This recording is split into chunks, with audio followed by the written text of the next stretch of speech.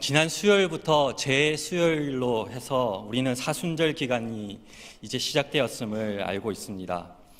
여러분들 올해 사순절 기간 동안 어떤 계획을 가지고 계십니까? 올해도 예수 그리스도의 그 십자가의 은혜를 간절히 사모해서 정말로 이 사순절 기간 여러 모양으로 여러 가지 계획을 세우셨을 줄 믿습니다. 그런데 하지만 이 매년 이 마음 한 자락도 지키지 못하는 이 자신의 모습에 실망하고 부끄럽게 될까봐 또한 걱정을 하고 계시지는 않으신지요? 이 예수 그리스도의 십자가의 은혜 너무나도 소중한데, 그런데 그 은혜가 정말로 구멍난 바가지처럼 그냥 줄줄 새버리는 듯이 내 결심과 의지 아무 상관없이 그렇게 살아가 버리는 내 모습, 올해 또한 이 사순절 기간 어떻게 지킬까, 그 은혜보다는 오히려 이 걱정이 앞서는 건 왜 그럴까요? 하나님께서는 하늘의 해같이 언제나 우리에게 그분의 사랑과 은혜를 부어주시는데 왜 이 내 마음, 이 믿음의 마음은 구멍이 나버려서 그것을 다 흘러버리는 것입니까? 요즘 세대 노래 중에 이런 가사가 인상적이어서 여러분께 소개를 합니다. 나도 노력해봐서 우리의 이 사랑을, 안 되는 꿈을 붙잡고 애쓰는 사람처럼 이 사랑을 노력한다는 게 말이 되니? 나도 노력해봐서 우리의 이 사랑을, 아픈 몸을 이끌고 할 일을 끝낼 때처럼 이 사랑을 노력한다는 게 말이 되니? 이 사랑을 노력한다는 게 말이 되니? 요즘 아이들이 부르는 노래의 가사였습니다. 그런데 정말로 요즘 아이들은 신세대인 것처럼 이 사랑을 노력해서 되지 않는다라는 것을 벌써 알고 있습니다. 사랑을 받고 싶고 또 사랑을 하고 싶은데 상대방을 위해서 자기의 모습과 자기의 중요한 것까지도 포기하면서 노력해서 그 사랑을 이루고 싶지만, 오히려 이러한 자신의 모습이 이 스스로를 사랑하지 못해서 부작용으로 그 관계가 더 틀어져 버린다라는 것입니다. 그래서 이제는 너와의 그 사랑의 관계가 너무나도 힘들어져서 내가 이렇게 노력하는데도 안 되고, 아니 내 자신에 대해서 이해하지 못하기 때문에 감당하지 못해서 이제는 이별할 수밖에 없다, 그런 내용의 노래 가사였습니다. 이 노래 가사처럼 여러분들 사랑이 노력으로 되는 것입니까? 어떤 사람들은 이 풋내기 연애 시절에 그때를 떠올려 보면 정말로 열심히 사랑했다라고 얘기를 합니다. 맞습니다. 우리는 열심히, 아니 열렬히 사랑했습니다. 그런데 이 열렬히 사랑하는 것이 수험생이 밤새서 공부를 하듯이, 아니면 운동선수가 이 체력을 키우기 위해서 매일매일 이 다름질을 해야 되는 그 노력을 하는 것이라기보다는 오히려 사랑하게 될 때 이 자신 안에서 주체하지 못할 그런 감정이 막 쏟아지고 그 열렬히 느껴지는 그 사랑의 감정으로 사랑하지 않으셨습니까? 사랑하게 되면 나도 모르게 자꾸 같이 있고 싶고 그 사람이 생각이 나고 뭐든지 또한 그 사람과 함께 하면서 그 사랑을 나누고 싶은 것이 이 사랑의 마음입니다. 사랑을 하면 또 이뻐지기도 합니다. 참 사랑이라는 것은 신비합니다. 그래서 진정 사랑에 빠지게 되면 내가 열심히 사랑하려고 사랑하는 것이 아니라 오히려 사랑이 나의 마음을 주장을 해서 그 사랑이 상대방을 사랑하게 만드는 것입니다. 이것이 바로 이 사랑의 진정한 능력이라는 것이죠. 이번 사순절 기간 여러분들 진정 그 하나님의 은혜를 사모하여서 준비하고 계십니까? 여러분 안에 이 사랑의 마음이 정말로 사랑의 마음인지 한번 돌아보시길 바랍니다. 하나님께서 먼저 우리에게 주셨던 그 지극한 사랑을 깨달을 때 우리 또한 하나님을 사랑할 수 있을 것입니다. 이 사순절 기간 예수 그리스도의 그 은혜와 사랑을 꼭 만나보실 수 있는 그런 복된 기간이 되시기를 축원드립니다. 여러분, 살다 보면 이 어딜 가든지 이 주변 사람들로부터 이 사랑받는 사람이 꼭 한 명 있지 않습니까? 뭔가 특별해 보이는 것 같지도 않은데 사람들이 이상하게 그 사람을 좋아합니다. 그래서 어떨 때는 질투나고 시기도 나지만 또 마음 한켠에는 왜 저 사람은 사람들에게 사랑받을까 동경도 하게 될 때가 있지요. 그 사람이 왜 사랑을 받게 되는 것입니까? 아마 모르시는 분들은 자신이 그런 사람이기 때문에 모르실 수도 있습니다. 사랑받는 사람들의 특징이 뭡니까? 예뻐서 그렇습니까? 아니면 잘생겨서, 매너가 좋거나, 아니면 돈이 많아서? 이렇게 겉으로 드러나는 것으로 사랑을 받을 수도 있습니다. 그런데 뭔가 특별하지도 않은데 사랑받는 사람들의 공통점은 그 사람 내면에 내가 알지 못하는 그런 것들이 있기 때문에 그 사람은 어딜 가나 사랑을 받습니다. 그 비결이 무엇일까요? 여러분들께 정확하게 이렇다라고 말씀드릴 수도 없고 저 또한 고민이 되는 부분인데 250년 전에 여러분이 잘 아시는 그 애덤 스미스라는 그 철학자, 보이지 않는 손 국부론을 기록한 이 애덤 스미스가 이 도덕 감정론이라는 책에 그것에 대해서 연구한 내용이 담겨져 있습니다. 사람들에게 사랑받고 또한 사랑스러운 존재가 되기 위해서는 크게 세 가지 삶의 원칙을 지키면 된다라고 기록하고 있는데, 첫째로는 이 적당한 행동을 할 수 있어야지 누구에게도 미움을 받지 않는다라는 것입니다. 어디에서나 그리고 누구를 만나더라도 그 사람과의 관계의 그 텐션을, 그 관계의 긴장감을 빨리 알아차려서 내가 어디까지 그 사람에게 이렇게 대해야 되고 호의를 줘야 되고 또한 경고를 해야 될지 그것을 빨리 알아차려야 된다는 것입니다. 요즘에 바운드리 워크숍이라든지 관계 훈련에서 꼭 연습하는 것이 바로 이 관계의 훈련입니다. 이 말을 좀 쉽게 표현하면 이 분위기 파악 잘하는 사람이 이 사랑을 받을 수 있다는 것입니다. 이 두 번째로는 이 자신의 감정도 그리고 상대방의 감정도 잘 읽고 소통을 잘하는 사람입니다. 상대방과 이 감정의 격차가 일어나게 되면 그 관계가 끊어져서 불편해진다는 것이죠.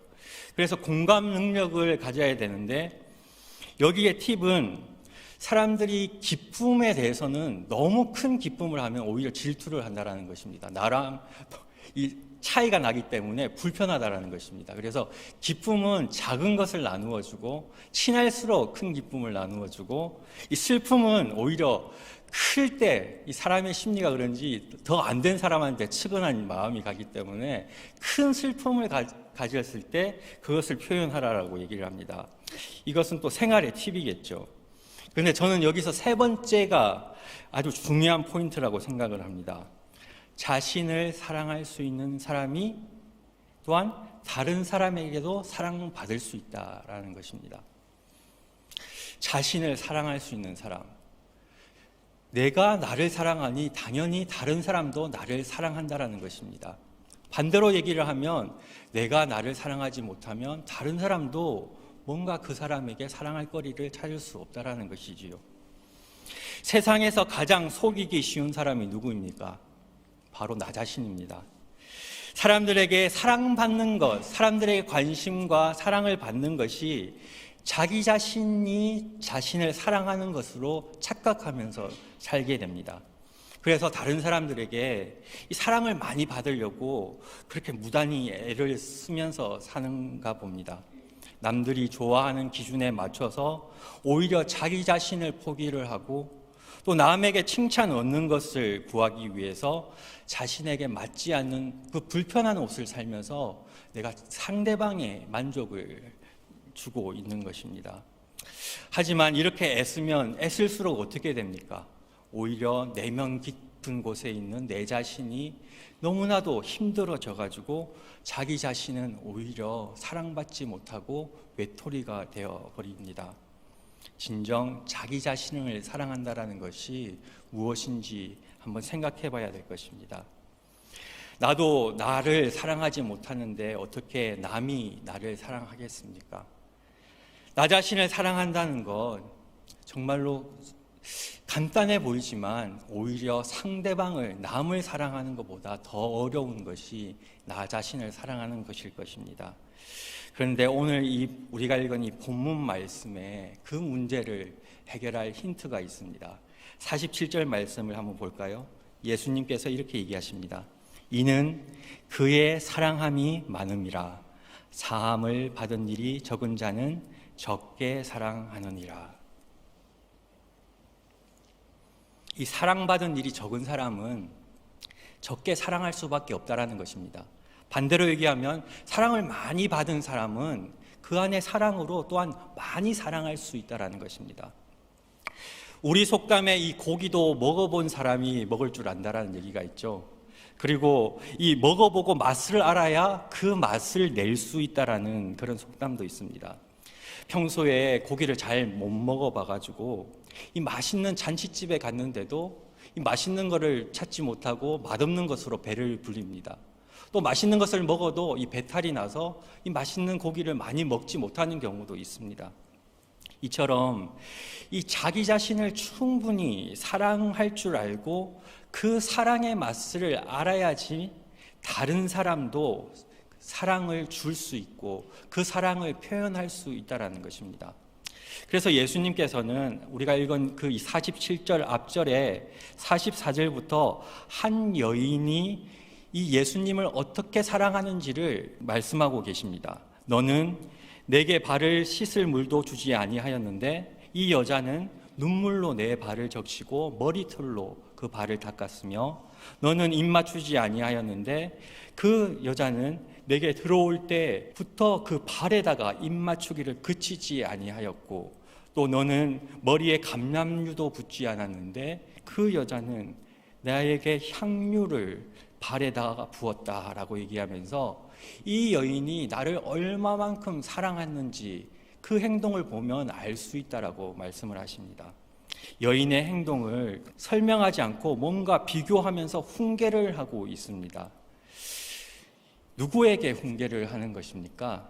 이 본문 말씀에 그 누구에게 훈계하는 것을 찾게 되면 이 예수님께서 오늘 우리에게 주신 말씀의 비밀을 찾을 수가 있습니다. 앞에 36절부터 한번 보겠습니다. 한 바리새인 집에 예수님이 초청을 받습니다. 식사 초대를 받고 찾아가게 되는데 그때 소문에, 그 동네 소문에 예수님이 왔다라는 것을 알고 한 여자가 찾아옵니다. 38절에 보면 그 여자는 갑자기 예수님 있는 곁으로 달려가서는 눈물로서 발에 적시고 자기 머리카락으로 눈물을 닦고 또 발에 막 입 맞추기 시작합니다. 그리고 평생을 준비한, 그 당시에는 향유를 준비한다라는 것은 결혼 예물을 준비하는 것입니다. 이 결혼을 위해서 평생을 준비한 이 옥합을 깨트려서 예수님의 발에다가 붓습니다.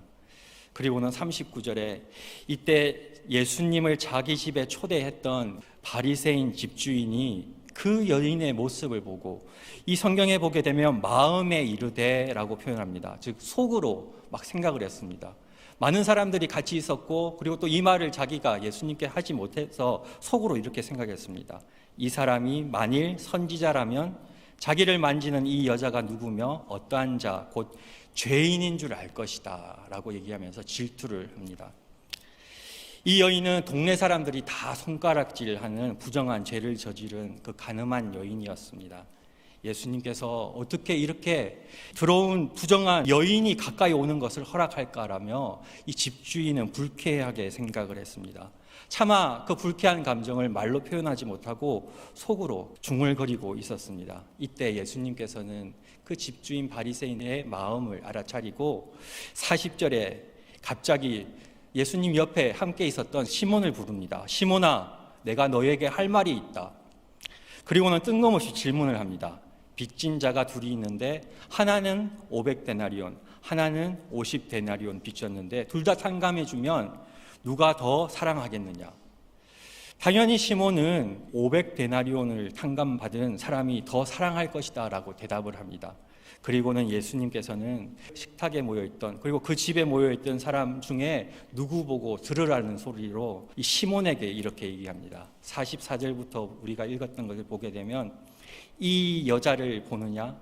내가 너의 집, 이 초청한 바리새인의 집에 들어올 때 너는, 이 바리새인은 내게 발을 씻을 물도 주지 아니하였지만 이 여자는 눈물로 내 발을 적셨고, 그리고 입 맞추지 아니하였지만 이 여자는 내게 들어올 때부터 발에 입 맞추었고, 너는 감람유도 붓지 않았지만 이 여자는 향유를 내 발에 부었다라고 얘기하면서 누구 보고 들으라는 소리로 예수님께서는 시몬에게 얘기합니다.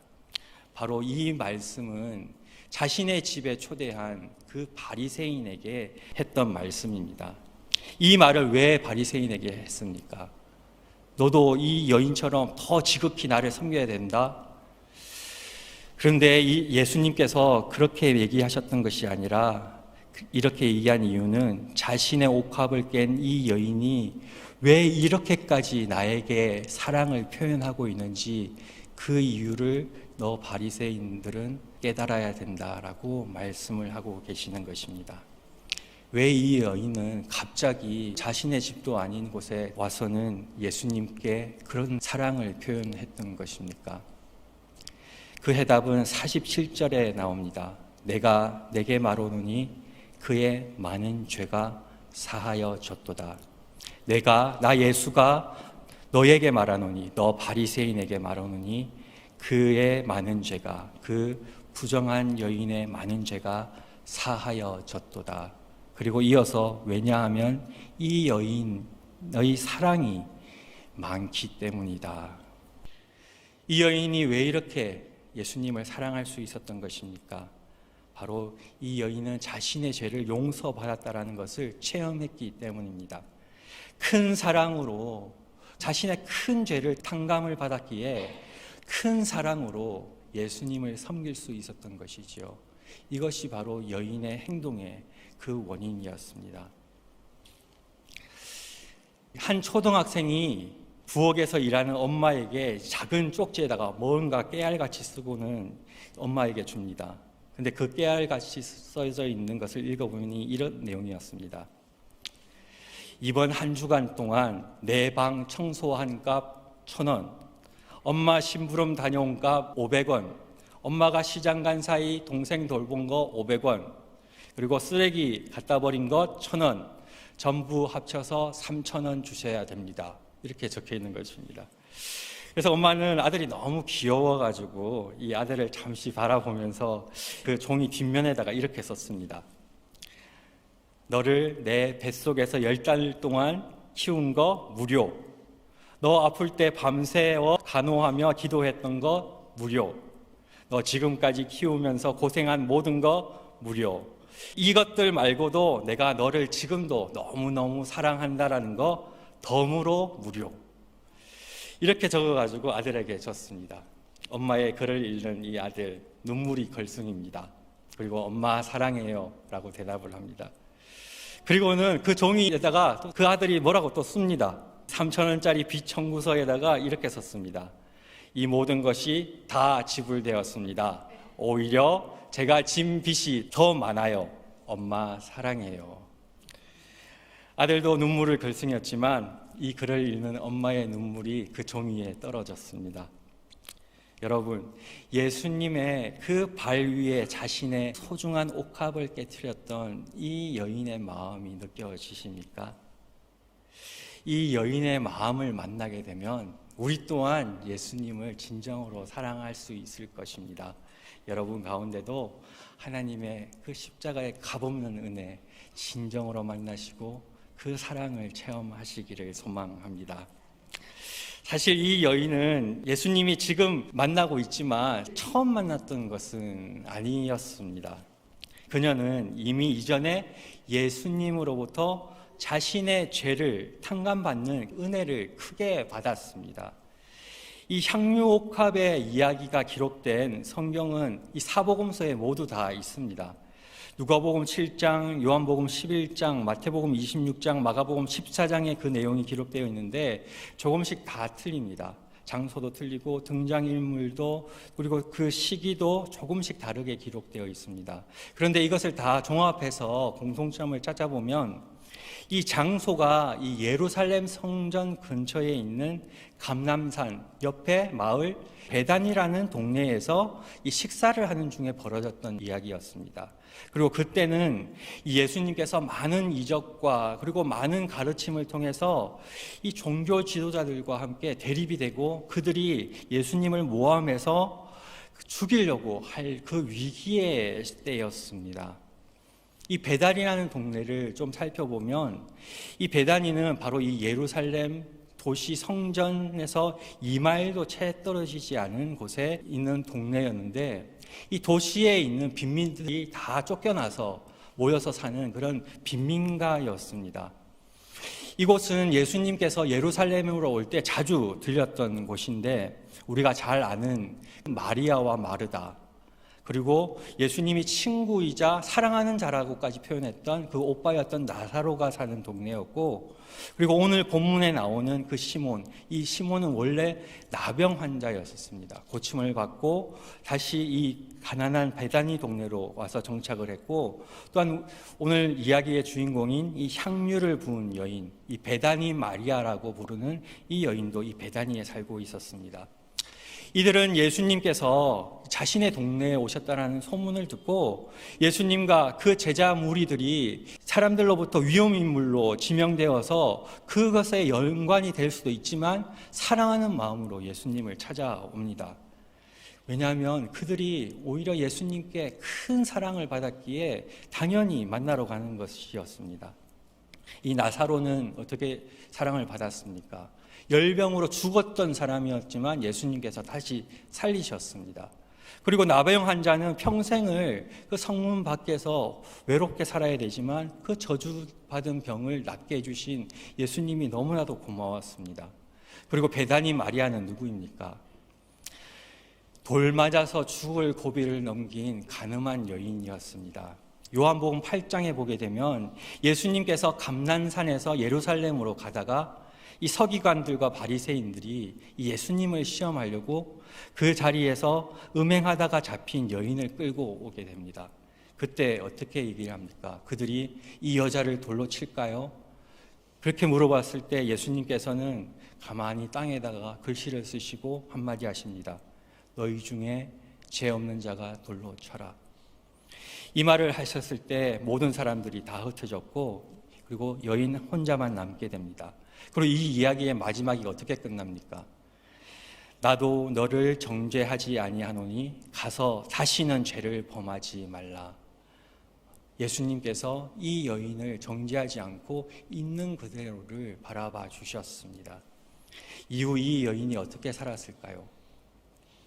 자신이 너무나도 큰 은혜를 받았기 때문에 당장 돌로에 맞아서 죽을 것을 예수님께서 구해 주셨기에 그 은혜를 가슴에 새기고 변화된 거듭난 삶을 살았습니다. 이전에는 사랑하지도 않았던 사람들에게 자신의 몸을 팔아서 그 사랑을 구하면서 살았지만 이제는 자신의 소중한 삶을 알기에 정말 나를 진정으로 사랑해 줄 그 사람을 기다리면서 하나하나 옥합에다가 향유를 모았던 것입니다.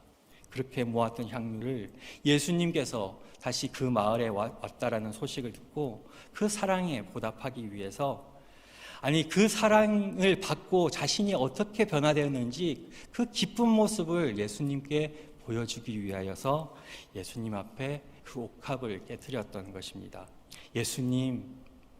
예수님께서 주신 그 사랑의 은혜로 제가 어떻게 변했는지 이 모습을 봐주십시오. 마치 시집가는 딸이 결혼식장에서 친아버지 손을 잡고 당당하게 입장하는 것과 같이 많은 사람들 앞에서 당당히 그 발 위에 입맞춤을 하고 자신이 가지고 있었던 그 향유를 깨뜨려서 예수님의 발에 부었던 것입니다. 그런데 그것을 지켜봤던 집주인은 못마땅합니다. 왜 이렇게 부정한 여인이 우리 집에 와가지고 분위기를 망치느냐. 사람들도 또한 못마땅하게 생각합니다. 예수가 누군데 이 여자의 죄를 이렇게 사하는 것인가. 제자들도 못마땅합니다. 이것을 팔면 가난한 동네에 많은 사람들이 구제를 받을 것인데 이 여인이 지금 무슨 행동을 하는 것일까? 하지만 이 여인의 귀에는 아무것도 들리지 않았습니다. 그저 눈물이 범벅이 될 정도로 예수님의 발 앞에서 정말 예수님께 자신의 이 모습을 보여주고 싶었던 것입니다. 함께 있었던 사람들 중에 나병 환자였던 시몬도, 그리고 죽었다가 살아났던 나사로도, 그리고 그의 자매들 마리아와 마르다도, 그리고 지금까지 예수님께 은혜를 받았던 사람들은 이 여인의 모습이 무엇인지 그 가슴 깊이 알게 되었습니다. 예수님께 받았던 그 은혜가 너무나도 크기에 이렇게 사랑을 표현할 수 있다는 거 정말로 큰 은혜를 받은 여인이구나. 그게 있던 많은 사람들이 그것이 무엇인지, 무엇을 의미하는지 깨닫지 못했지만 예수님의 은혜를 받았던 그 사람들은 그 여인의 눈물처럼 같이 울음을 울을 수 있었습니다. 예수님도 또한 그 여인을 바라보면서, 그 발 아래 엎드린 그 여인을 바라보면서 환한 미소를 짓고 계셨지만 속으로는 그래, 잘했다 내 딸아, 그래 너가 널 사랑할 수 있는 그 모습이 나는 아름답구나 라며 속으로 아마 울었을 것입니다. 그리고는 예수님께서 이렇게 그 여인을 향해서 말씀하십니다. 마태복음 26장 13절입니다. 내가 진실로 너희에게 이르노니 온 천하에 어디서든지 이 복음이 전파되는 곳에는 이 여자가 행한 일도 말하여 그를 기억하리라. 이 여인의 아름다운 그 향유 옥합, 그 향기가 2000년 전 예수님의 발 앞에 깨어졌지만 이제 우리에게도 그 향기가 전해지고 있는 것입니다. 여러분, 이 여인의 그 아름다운 향유 옥합, 여러분, 그 깨어지는 향유 옥합의 마음, 그것을 여러분들 만나실 수 있으십니까? 이 여인의 눈물을 보고 또한 여러분 또한 그 은혜를 생각하며 함께 우실 수 있으십니까? 여러분 안에 예수 그리스도의 그 십자가의 은혜가 정말 함께 하시기를 축원드립니다. 이 예수님의 말씀처럼 이 여인을 기억하며 우리 함께 받은 은혜 생각하며 찬양드리기를 원합니다. 우리 다 같이 이 여인이 정말 눈물로 범벅이 되어서 예수님 발 앞에 그 향유 옥합을 깨뜨렸던 것처럼 우리 또한 우리 안에 받은 은혜, 우리 안에 정말 예수님께서 주신 그 은혜로 간직한 여러분의 옥합을 예수님께 깨트리면서 함께 찬양으로 고백드리도록 하겠습니다. 내게 있는 향유 옥합,